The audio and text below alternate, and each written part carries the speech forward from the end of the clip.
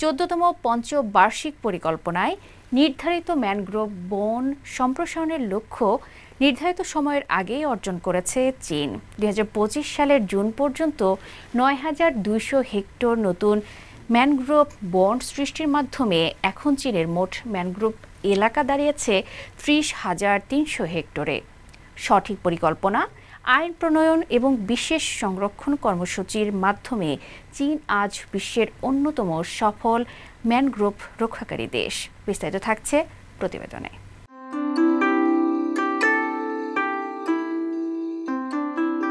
2025 সালের লক্ষ্য ছিল 9,200 হেক্টর নতুন ম্যানগ্রোভ বন তৈরি করার, যা চীন 2025 সালের জুনেই পূরণ করেছে। এর ফলে বর্তমানে চীনের মোট ম্যানগ্রোভ বনের পরিমাণ দাঁড়িয়েছে 30,300 হেক্টরে। 2012 সাল থেকে শুরু হওয়া ধারাবাহিক পদক্ষেপ, পরিবেশ বান্ধব আইন এবং আধুনিক প্রযুক্তির ব্যবহারে চীন গড়ে তুলেছে সবুজ সাফল্য। শুধু সংরক্ষণ নয়, চীন এখন বিশ্বের অল্প কয়েকটি দেশের মধ্যে একটি যারা ম্যানগ্রোভ বন বাড়াতে সক্ষম হয়েছে। ম্যানগ্রোভ সংরক্ষণে চীন চালিয়েছে জাতীয় জরিপ, তৈরি করেছে একটি আধুনিক তথ্য ভাণ্ডার। 2022 সালে তারা চালু করে আর্দ্রভূমি সুরক্ষার প্রথম আইন এবং দীর্ঘমেয়াদী ন্যাশনাল ওয়েটল্যান্ড প্রোটেকশন প্ল্যান। এমনকি 2024 সালে তারা প্রকাশ করে ম্যানগ্রোভ পুনরুদ্ধারে প্রযুক্তিগত মানদণ্ড।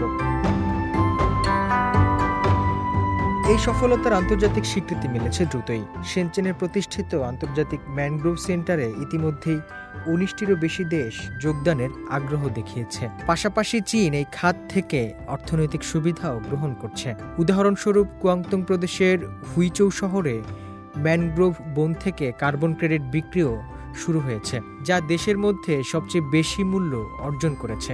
এসব পদক্ষেপ চীনকে টেকসই পরিবেশ ও অর্থনীতির এক সফল মডেলে পরিণত করছে।